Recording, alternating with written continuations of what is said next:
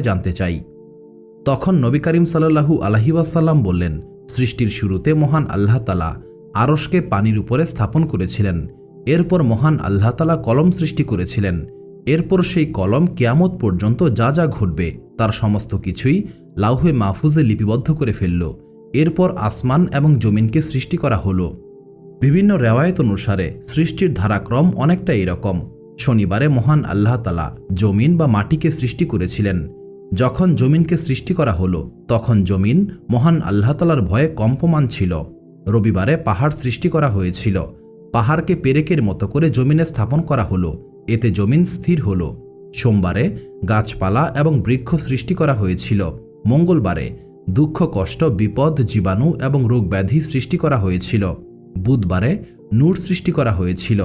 বৃহস্পতিবারে জমিনের চতুষ্পদ জন্তু সৃষ্টি করে জমিনে ছড়িয়ে দেওয়া হয়েছিল।